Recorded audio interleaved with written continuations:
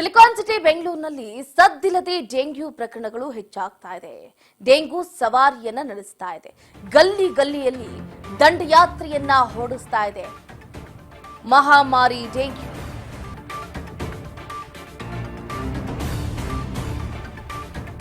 ಗಲ್ಲಿ ಗಲ್ಲಿಯಲ್ಲೂ ಕೂಡ ದಂಡಯಾತ್ರೆಯನ್ನ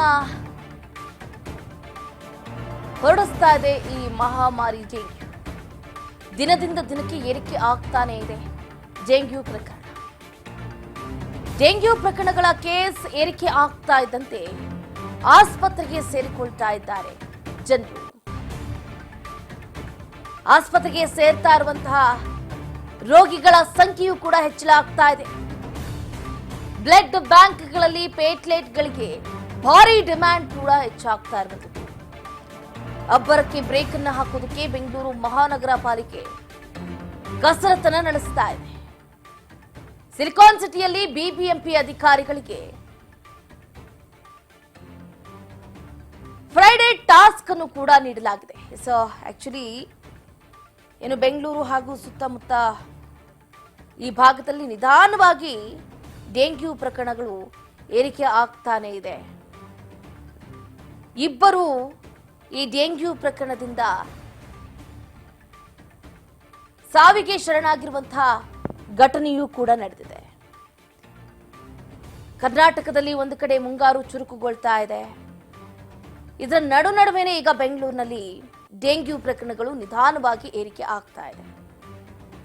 ಡೆಂಗ್ಯೂನಿಂದ ಇಬ್ಬರು ಮೃತಪಟ್ಟಿರುವಂತಹ ಶಂಕೆಯೂ ಕೂಡ ವ್ಯಕ್ತವಾಗ್ತಾ ಇದೆ. ಮನೆಯಲ್ಲಿ ನೀರನ್ನ ವಾರಕ್ಕೊಮ್ಮೆ ಬದಲಾಯಿಸಬೇಕು.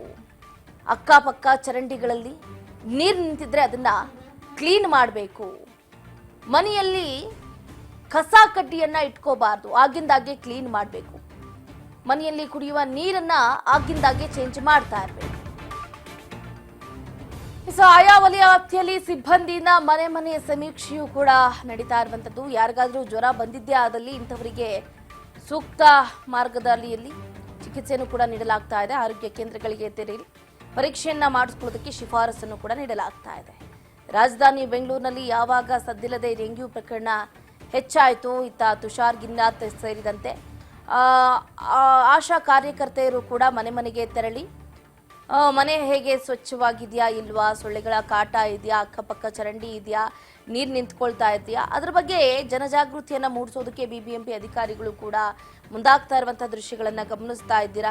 ಸೊಳ್ಳೆ ಕಾಟದಿಂದ ಬಳಲಿ ಬೆಂಡಾಗಿರುವಂತಹ ಸಾರ್ವಜನಿಕರಿಗೆ ಒಂದಷ್ಟು ಉಪಾಯ ಮಾರ್ಗಗಳನ್ನ ನೀಡೋದಕ್ಕೂ ಕೂಡ ತುಷಾರ್ ಗಿನ್ನಾಥ್ ಸೇರಿದಂತೆ ಆಶಾ ಕಾರ್ಯಕರ್ತರು ಕೂಡ ಮನೆ ಮನೆಗೆ ತೆರಳಿ ಭೇಟಿಯನ್ನು ನೀಡಿ ಜನರಿಗೆ ಜನಜಾಗೃತಿಯನ್ನು ಕೂಡ ಮೂಡಿಸ್ತಾ ಇದ್ದಾರೆ. ಏನು ಅಂತಂದ್ರೆ ಜನವರಿ 1ನೇ ತಾರೀಕಿಂದ ಜೂನ್ 28ರವರೆಗೂ ಕೂಡ ಬೆಂಗಳೂರಿನಲ್ಲಿ ಬರೋಬ್ಬರಿ 1530 ದೃಢೀಕರಿಸಿದ ಡೆಂಗ್ಯೂ ಪ್ರಕರಣಗಳು ದಾಖಲಾಗಿದೆ.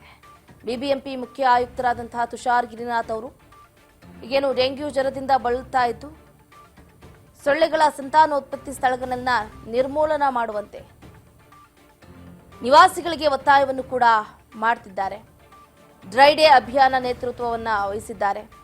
ಹೆಚ್ಚಿನ ಅಪಾಯದ ಪ್ರದೇಶಗಳಲ್ಲಿ ಸಾರ್ವಜನಿಕ ವಿಳಾಸ ವ್ಯವಸ್ಥೆಗಳನ್ನು ಕೂಡ ಹೊಂದಿರುವಂತಹ ಆಟೋ ರಿಕ್ಷಾಗಳನ್ನು ಬಳಸುವುದು ಸೇರಿದಂತೆ ಸೂಕ್ಷ್ಮ ಮಟ್ಟದ ಯೋಜನೆಗಳು, ಮನೆ ಮನೆ ಸಮೀಕ್ಷೆಗಳು ಮತ್ತು ಜಾಗೃತಿ ಅಭಿಯಾನಗಳನ್ನು ಕೈಗೊಳ್ಳಲಾಗ್ತಾ ಇದೆ. ಬಿಬಿಎಂಪಿ ಆರೋಗ್ಯ ಹೆಚ್ಚುವರಿ ಆಯುಕ್ತರಾದಂತಹ ಸುರಳ್ಕರ್ ವಿಕಾಸ್ ಕಿಶೋರ್ ಅವರ ಪ್ರಕಾರ ಇವು ಪ್ರಸ್ತುತ ಶಂಕಿತ ಪ್ರಕರಣಗಳು. ಅಧಿಕೃತ ವರದಿ ಬರಬೇಕಾಗಿದೆ. ಇಬ್ಬರು ಮೃತಪಟ್ಟಿರುವ ಮಾಹಿತಿಯೂ ಕೂಡ ಇದೆ. ಶಂಕಿತ ಪ್ರಕರಣ ಆಗಿರೋದ್ರಿಂದ ಆರೋಗ್ಯ ವಿಭಾಗವು ಬೆಂಗಳೂರಿನಲ್ಲಿ ಡೆಂಗ್ಯೂ ಕುರಿತು ಮುನ್ನೆಚ್ಚರಿಕೆಯನ್ನ ವಹಿಸೋದು ಬಹಳ ಸೂಕ್ತ. ಈಗಾಗಲೇ ಪ್ರತಿ ವಲಯದಲ್ಲೂ ಕೂಡ ಡೆಂಗ್ಯೂ ನಿಯಂತ್ರಣಕ್ಕೆ ಯೋಜನೆಯನ್ನ ರೂಪಿಸಿ ಕಾರ್ಯೋನ್ಮುಖರಾಗಿದ್ದೀವಿ ಅಂತ ಇತ್ತ ಬಿಬಿಎಂಪಿ ಅಧಿಕಾರಿಗಳು ಕೂಡ ಮಾಹಿತಿಯನ್ನ ನೀಡಿದ್ದಾರೆ.